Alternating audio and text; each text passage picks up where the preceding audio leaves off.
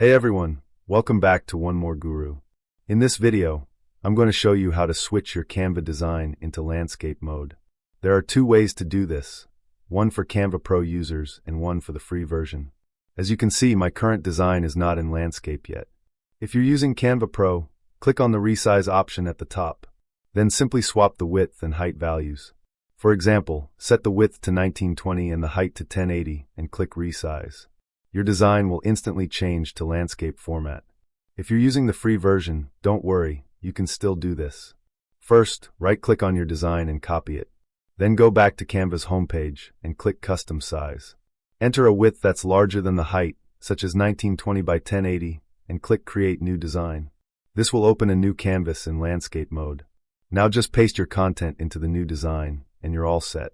That's how you change to landscape mode in Canva. Thanks for watching One More Guru. Don't forget to like and subscribe, and I'll see you in the next video.